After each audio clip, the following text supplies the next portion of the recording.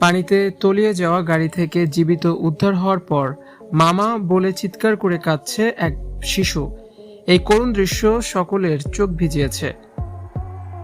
Viewers, পুরো ভিডিওটি দেখে অবশ্যই আপনার মতামতটি জানিয়ে দিন। দৌলতদিয়া ফেরিঘাটে এক মর্মান্তিক ট্র্যাজেডির ঘটনা ঘটেছে। 50 জন যাত্রী নিয়ে নিয়ন্ত্রণ হারিয়ে নদীতে পড়ে গেছে বাস তলিয়ে পানির 60 ফুট গভীরে চলে গেছে। তলিয়ে যাওয়া বাস থেকে মাত্র 8 জন জীবিত উদ্ধার হতে পেরেছেন।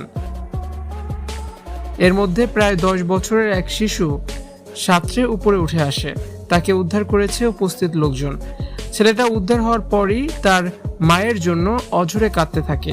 তার চিৎকার আহাজারি সামাজিক যোগাযোগ মাধ্যমেও ব্যাপক ভাইরাল হয়।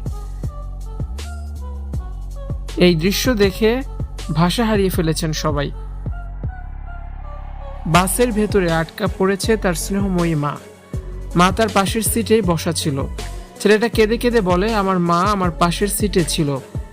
গাড়ি যখন পানিতে ডুবে যেতে থাকে আমি দম নিতে পারিনি, আমার দম আটকে আসছিল।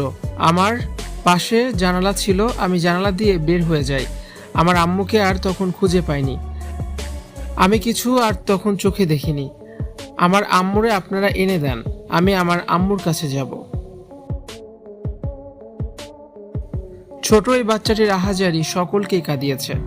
ছেলেটা সাঁতার জানার কারণে আজ বেঁচে গেছে। সাঁতরে সে খুব সহজে উপরে উঠতে পেরেছিল। লোকজন গামছা দিয়ে ছেলেটাকে টেনে উপরে তুলে আনে। এরপরই সে তার মায়ের জন্য কাঁদতে থাকে।